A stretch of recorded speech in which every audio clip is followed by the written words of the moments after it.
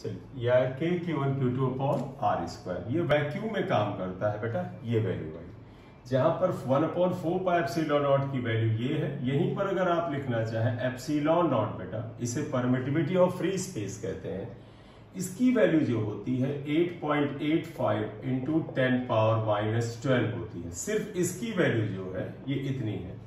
Unit में देखो बेटा इसका उल्टा हो जाएगा, क्यों? क्योंकि 4 पाई तो नंबर इसका कोई यूनिट नहीं है, तो असल में ये यूनिट अगर गौर से देखो तो 1/एप्सिलॉन नॉट का ही यूनिट है, क्योंकि इससे केवल नंबर पर फर्क पड़ेगा, इससे 4 पाई से यूनिट पर फर्क नहीं पड़ेगा।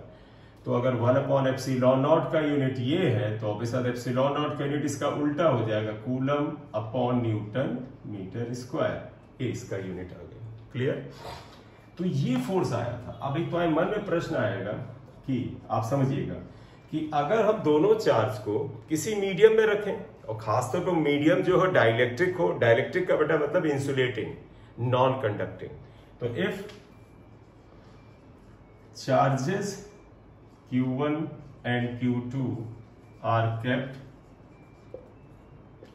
kept in a dielectric medium, statement पे ध्यान दीजिए बेटा, डाइलेक्ट्रिक मीडियम मतलब आप समझिएगा ये एक डाइलेक्ट्रिक मीडियम है, ये कंडीशन है, आप देखिएगा ये डाइलेक्ट्रिक मीडियम ये, और आपने एक चार्ज यहां रख दिया Q1। डाइलेक्ट्रिक मीडियम बेटा क्या होता है? एन इंसुलेटिंग मीडियम, मैं यहां पे लिख भी देता हूं, डाइलेक्ट्रिक मीडियम यानी इंसुलेटिंग मीडियम लाइक कोई भी इंसुलेटर आप ले लीजिए, जैसे would, plastic, rubber etcetera. Oil वगैरह भी कोई बड़े अच्छे कंडक्टर नहीं होते। तो अगर आप ये डाइलेक्ट्रिक मीडियम के अंदर इनको रख दिया बेटा, देखिए Q1 Q2, और ये जो बेटा मीडियम है इसका डाइलेक्ट्रिक कांस्टेंट K है, इसे बोलते हैं बेटा, ध्यान रखना। ये जो पहले इस पूरे की जगह पर हमने ये K लिया था, ये हमने स्मॉल k लिखा था, ये हम एक्चुअली इससे दिखाना चाहते हैं, ये K कैपिटल रहेगा, इससे बिल्कुल अलग चीज है। ये तो हमने इसको छोटे में लिखने के लिए लिया था, अदरवाइज K को हम क्या कहते हैं? Dielectric constant, dielectric constant of the dielectric. आप कहोगे डाइलेक्ट्रिक क्या है? डाइलेक्ट्रिक वही जो ये इंसुलेटिंग मटेरियल है, plastic, rubber, would, paper etcetera, right? तो इनके बीच का जो फोर्स होता है बेटा, ये थोड़ा सा कमजोर हो जाता है। जैसे डाइलेक्ट्रिक मीडियम रखते हैं बेटा, फोर्स थोड़ा सा कमजोर हो जाता है।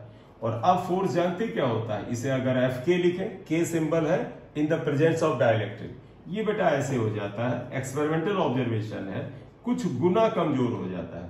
1/4 epsilon naught K Q1 Q2 upon R square होता है। से इक्वेशन 2 मानिए। तो जब डाइलेक्ट्रिक मीडियम हो तो एप्सिलॉन नॉट K आएगा। K एक प्योर नंबर है, K डायमेंशन लेस है, ये K अलग है, राइट? इतनी बात है। तो K is dielectric constant of dielectric and K is unitless dimensionless and dimensionless। बेटा इसकी कोई यूनिट नहीं है, इसकी कोई डायमेंशन नहीं है। K is a number। तो अगर आप इस पे देखें तो इसका मतलब फोर्स इतने हो गए। यहां पर ध्यान रखिएगा, where K ये जो आपका आया वैल्यू, यहां पर ये जो एप्सिलॉन नॉट K, इसमें हम K को एप्सिलॉन या ऐसे रखते हैं यहां पर, where epsilon naught K is also equal to epsilon. देखो एप्सिलॉन नॉट को कहते थे परमिटिविटी, और नॉट का मतलब जीरो, यानी वैक्यूम का था। जीरो मतलब जहां कुछ ना हो, तो एप्सिलॉन नॉट मतलब परमिटिविटी ऑफ जीरो, जीरो मतलब वैक्यूम, निर्वात। लेकिन अगर एप्सिलॉन लिखेंगे तो ये परमिटिविटी ऑफ दिस मीडियम होता बेटा, ये जो माध्यम रखा गया इनके बीच में या इसके आसपास उसका है। तो एप्सिलॉन को बोलते हैं परमिटिविटी ऑफ द मीडियम। जो भी मीडियम है, वो डाइलेक्ट्रिक है या इंसुलेटिंग है, उससे क्या, तो वो डाइलेक्ट्रिक मीडियम जो है उसका परमिटिविटी है। तो ये अपने आप में एक इंपॉर्टेंट फॉर्मूला बन जाता है कि हम 3 नंबर लिख सकते हैं। Epsilon naught K is equal to epsilon. कई बार मन में आएगा सर परमिटिविटी की फिर डेफिनेशन क्या हुई, तो हम भी आगे देते हैं, बताते हैं। तो अब आप देखिएगा देयरफॉर इक्वेशन ये जो है equation 2 can be written as आप इसे अब कैसे लिख सकते हैं, आप एप्सिलॉन नॉट के की जगह पर अकेला ये टर्म लिख दीजिए। तो एफ के इक्वल टू हो जाएगा 1/4 पाई, अब सिर्फ एप्सिलॉन कर दीजिए Q1 Q2 upon R square. आप इस फॉर्म में भी फॉर्मूले को ला सकते हैं, राइट। यहां पर ये परमिटिविटी ऑफ दिस मीडियम होता है, क्लियर। अब थोड़ा सा और अगर हम यहां पर आगे बात करें, ये इक्वेशन 3 को एक बार फिर उठाते हैं, तो आप देखिएगा फ्रॉम इक्वेशन 3 देखो एप्सिलॉन नॉट के इक्वल टू एप्सिलॉन, इसका मतलब के को हम लिख सकते हैं एप्सिलॉन अपॉन एप्सिलॉन नॉट। देखो के इक्वल टू हो गया epsilon upon epsilon not. Actually बेटा परमिटिविटी ऑफ द मीडियम और permittivity of the free space का जो रेशियो होता है इसे रिलेटिव परमिटिविटी कहते हैं, रिलेटिव परमिटिविटी या तो इसका मतलब ये हुआ रिलेटिव परमिटिविटी का सिंबल एप्सिलॉन आर। फाइनली अगर आप देखो देयरफॉर क्या कह सकते हो, epsilon upon epsilon naught is relative permittivity is also equal to K. आप देखो यही के बराबर हो जाएगा। तो इसका मतलब अब आप कह सकते हैं कि सर जो डाइलेक्ट्रिक कांस्टेंट था यह असल में एप्सिलॉन आर था। तो अगर आप इसको आगे बढ़ाएं तो आप देखिएगा जो इक्वेशन 2 जो हमने रब कर दिया है, therefore equation 2 can be written as equation 2 बेटा ये था एफ के equal to 1/4 pi epsilon naught. ध्यान रखना बेटा वहां पर ये के था, के Q1 Q2 upon R square. के को हटा दो और के की जगह क्या लिख दो, एप्सिलॉन आर लिख लो। तो कहीं पर बेटा एप्सिलॉन आर में ऐसे लिखा हो तुम समझ लेना एप्सिलॉन आर असल में के है, राइट। तो this equation can also be written like this, इसे ऐसे भी आप लिख सकते हैं, राइट। तो ये यहां तक अभी हमने बात की कि permittivity of the free space epsilon not होता है, ये एक कांस्टेंट है। वैक्यूम के लिए इसकी वैल्यू 8.85 इंटू 10⁻⁻12 होती है कूलम स्क्वायर पर न्यूटन मीटर स्क्वायर। एक्चुअल में के जो है वो एप्सिलॉन आर के बराबर है, यानी कि एप्सिलॉन आर रिलेटिव परमिटिविटी और डाइलेक्ट्रिक कांस्टेंट के एक ही चीज है, क्लियर, ठीक। अब जैसे मुझे ध्यान है कि एक क्वेश्चन ये आता था कि अगर एक चार्ज Q1 है और एक चार्ज Q2 है, अगर इसके बीच में एक डाइलेक्ट्रिक कांस्टेंट, हम लोग बेटा ऐसे किताबों में जरूर पढ़ते हैं कि इसके बीच में एक डाइलेक्ट्रिक मीडियम के भर दीजिए, तो बताइए इनके बीच का फोर्स क्या होगा, यानी ये फोर्स क्या रहेगा। ये तो क्वेश्चन है कि डाइलेक्ट्रिक के is inserted between if dielectric medium even note हम लिख सकते हैं, क्वेश्चन की बजाय नोट लिखिए क्योंकि क्यों हम सोल्यूशन में ले जाएं।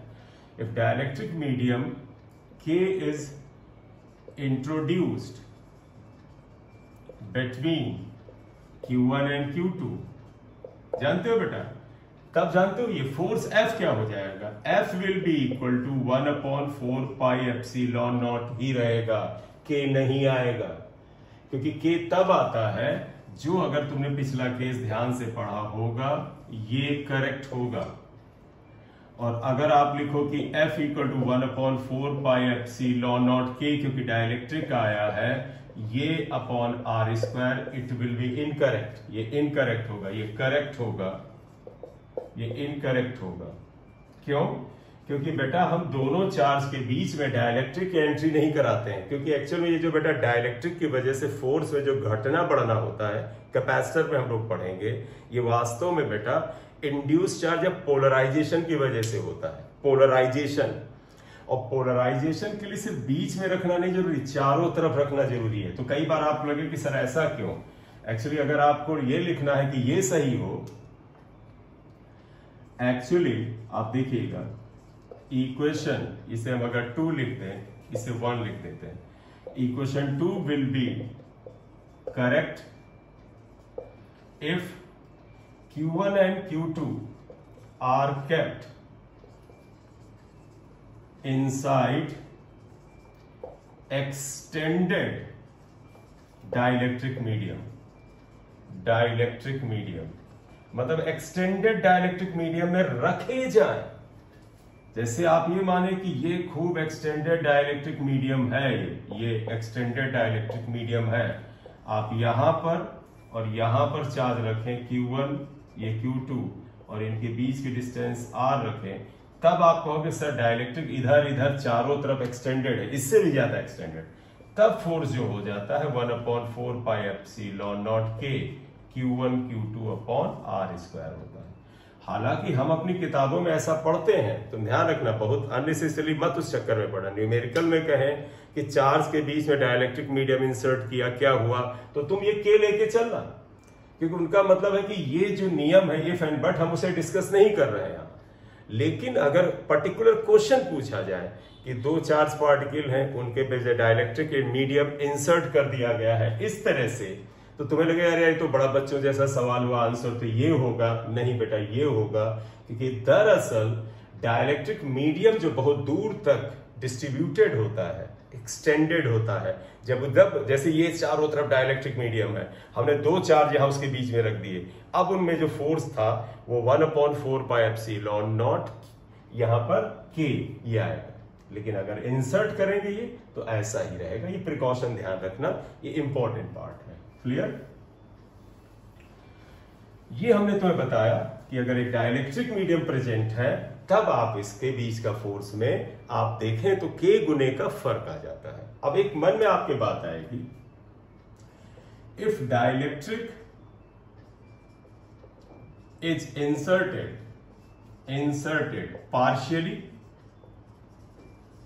पार्शियल इंसर्शन करें, जरा सा देखिएगा, ये Q1 ये Q2 फोर्स इसमें ये लग रहा है, आपने इसकी थोड़ी सी जगह पे डाइलेक्ट्रिक भर दिया। इस डाइलेक्ट्रिक का डाइलेक्ट्रिक कांस्टेंट K, इस डाइलेक्ट्रिक की थिकनेस T है और इनके बीच का जो सेपरेशन है वो R। तो बात समझिएगा बेटा, पूरी जगह पर या आप एक्सटेंडेड में नहीं रखा, आपने केवल एक छोटे से हिस्से में डाइलेक्ट्रिक रख दिया है। तब मैं पहले फार्मूला देता हूं फिर मैं बात करूंगा। तो यहां पर एक वर्ड आ जाता है, आप लिखिएगा then force F is 1/4 pi epsilon naught. K की चर्चा मत करना, मैं तुम्हें याद करने का तरीका बता रहा हूं, फिर हम बात करते हैं क्या होता है। Q1 Q2 अपॉन यहां पर R माइनस T आता है बेटा, ये जो ये दूरी R है इसमें से ये T माइनस करते हैं, फिर बेटा एक टर्म होता है T√K, इसमें ऐड किया जाता है T√K और फिर आप स्क्वायर कर देते हैं। ये आता है जब एक डाइलेक्ट्रिक जिसकी थिकनेस T है पार्शियली यहां पर इंट्रोड्यूस किया जाए, जहां पर मैं बता देता हूं इसका मतलब क्या हुआ है। T√K इज कॉल्ड TA, इसे हम कहते हैं इफेक्टिव एयर सेपरेशन, इसे इफेक्टिव एयर सेपरेशन बोलते हैं। इसका क्या मीनिंग है, जरा इससे रिलेटेड और जानकारियां शेयर कर लें तब बात करते हैं। तो एक चीज हम मोटे तौर पर होता है ना कि बेटा अल्टीमेटली तो किसी क्वेश्चन पे लगाना है तो क्या मतलब है, इफेक्टिव एयर सेपरेशन को तो हम अलग से पढ़ लेते हैं। एक्चुअली में आप कहोगे सर ये देखो पूरी दूरी में से ये घटाते हैं और फिर T√K जोड़ते हैं, क्योंकि आपने ये हटाया था तो T√K जोड़ते हैं। क्यों जोड़ते हैं हम इफेक्टिव एयर सेपरेशन में बात करेंगे, ये आया। अब अगर आप यहां पर बात करें जैसे if dielectric is partially inserted, ये आ गया, इसका ये पहला केस था, ये दूसरा केस आइए। आप जानते क्या करना चाहते, ये चाहते हैं, देखो अगर इनके बीच में एक से ज्यादा डाइलेक्ट्रिक भर दें, एक ये ले लिया एक ये ले लिया, इसकी थिकनेस को आप T1 ले लीजिए, इसकी थिकनेस को आप T2 ले लीजिए, इसमें जो डाइलेक्ट्रिक भरा है डाइलेक्ट्रिक कांस्टेंट K1 ले लीजिए, ये जो डाइलेक्ट्रिक भरा है इसका डाइलेक्ट्रिक कांस्टेंट K2 ले लीजिए और इनके बीच की जो डिस्टेंस है वो R ले लीजिए। फोर्स इनके बीच में F के बराबर है, ये F के बराबर है, चार्ज Q1 है, चार्ज Q2। क्लियर? इस वाले पैटर्न से अगर आप इससे थोड़ा अंदाजा लें तो देखिए क्या आता है। इससे बताइएगा फोर्स क्या होगा।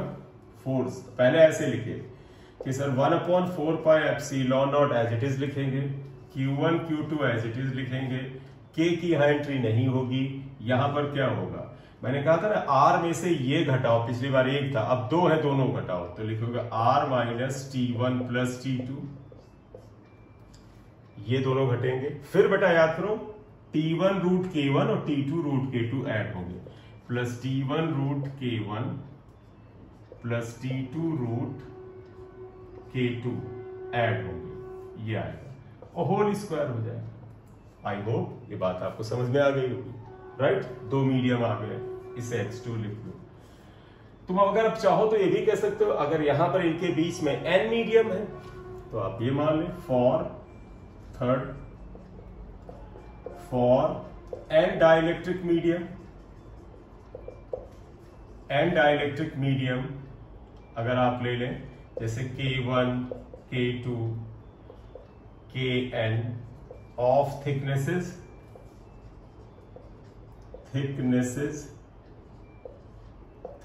क्या है T1 T2 Tn, इनके लिए लें। बनाओ बेटा इस फार्मूले को, आप देखो एक पैटर्न मिल रहा होगा 1/4 पाई एप्सिलॉन नॉट ऐसे लिखें, Q1 Q2 आप ऐसे लिखिए। फिर देखो R में से क्या माइनस करें, ये सारी थिकनेस देखो T1 प्लस T2, तो आप ऐसे करते हैं T1 plus T2 dash dash dash कितना Tn, और इसमें क्या जोड़ेंगे बेटा इसके बाद T1 root K1 plus T1 root K1 plus T2 root K2 plus Tn root Kn, और आप इसे जोड़ें और फिर पूरे का होल स्क्वायर कर दें, होल स्क्वायर, ये होल बेटा इस पूरे का यहां से यहां तक, ये थोड़ा समझ लेना, ये थोड़ा R माइनस T1 दिया है, आप चाहे तो इसको भी ब्रैकेट में कर लें ये, और पूरे का स्क्वायर होगा इंक्लूडिंग R, ये आया। इसे आप इक्वेशन x3 लिख लीजिए। ठीक, कुछ नहीं बेटा, 2 थे 2 की जगह n जोड़ दीजिए, ये आया। अगर आप इसे जनरलाइज करें, आप देखो इसे जनरलाइज करें, ये इक्वेशन x3 है, इसका मतलब हम इसको ऐसे भी तो लिख सकते हैं, देखिएगा 1/4 pi epsilon naught Q1 Q2 upon, आपने क्या किया R में से T1 T2 का जो एडिशन है देखो समेशन वो जोड़ा है, तो हम इसको याद करो हम ऐसे लिखते थे सिग्मा Tn लिख सकते हैं, और n की वैल्यू अगर आप यहां पर या Ti लिख सकते हैं, एक सिंबल बना लिया जहां i की वैल्यू जो है वो 1 से लेके n तक है, 1 से लेके n तक है। देखो इसका मतलब क्या हुआ, Ti की जगह 1 लिखो तो T1, इस जगह पे 2 लिखो तो T2, आखिरी में n लिखो तो Tn आ गया, और प्लस ये है R माइनस T, और प्लस यहां क्या है देखिए, तो T1 रूट K1 का सिग्मा, तो आप ऐसे लिख सकते हैं T1 यानी Ti रूट Ki, I की वैल्यू 1 से n है, ये आप लेते हैं और इस पूरे का स्क्वायर करते हैं। हालांकि इसमें बहुत ज्यादा दिमाग मत खपाइए, ये पैटर्न आपको समझ में आता है वही पर्याप्त है, राइट, ये आ जाएगा। अब ये जो इक्वेशन x3 है इसमें एक हम कंडीशन और बना सकते हैं, क्या, सुनिएगा मेरी बात को और मेरे शब्दों पे ध्यान दीजिएगा बेटा, क्या कि बेटा ये n dielectric medium Q1 Q2 के बीच की पूरी जगह को घेर लेते हैं, the entire space is filled by n dielectric. तो अगर हम यहां लें इसी में नेक्स्ट पॉइंट हम अगर लें, if entire space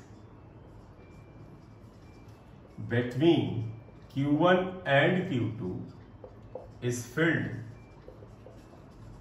by dielectric या by n dielectrics, then ध्यान देना बेटा, अगर n डाइलेक्ट्रिक से पूरी जगह भर दे तो देखो T1 plus T2 dash dash Tn R के बराबर होगा, तो आप देखो क्या होगा T1 plus T2 plus Tn जो होगा वो R के बराबर होगा। कैसे, आप देख सकते हैं Q1 है, Q2 है, फोर्स है, जगह बीच का R है, आपने T1 भरा, ये T2 भरा, डैश डैश डैश और Tn भरा, इस तरह से n डाइलेक्ट्रिक भरे। ये देखो बेटा T1 आया, ये T2 आया, ये Tn आया, ये इस तरह से देखो बेटा, ये Tn आया, ये Q2 था, ये भी Q2 इस साइड लिख लेते हैं, Q1 था ये। तो आप देखो T1 plus T2 T3 dash dash Tn R के बराबर हो जाता, वही मैंने यहां लिखा। और अगर ये इसके बराबर है तो बेटा इक्वेशन x3 में देखना, देखो ये वाली इसके बराबर है तो ये कैंसिल हो जाएगी, ठीक। देखो देन इक्वेशन x3 में आप क्या करेंगे, ये कैंसिल करेंगे तो ये आएगा। तो इक्वेशन x3 को वापस हम लिखते हैं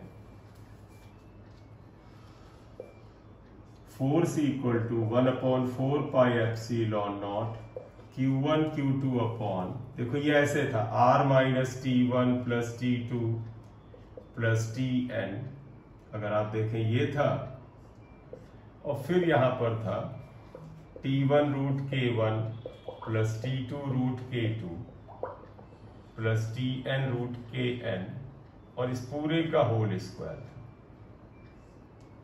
करेक्ट। तो इसमें देखो बेटा ये T1 ये वैल्यू इसके बराबर है, यानी ये कैंसिल हो जाएगा। तो यह आप देखिएगा उस स्थिति में जब पूरी जगह को भर दे तो बेटा फॉर्मूला बड़ा आसान बनता है, Q1 Q2 अपॉन सीधे बनता है T1 root K1 plus T2 root K2 plus Tn root Kn का होल स्क्वायर, ये आ जाता है। इसे हम x5 इक्वेशन कर सकते हैं, ये आ गया।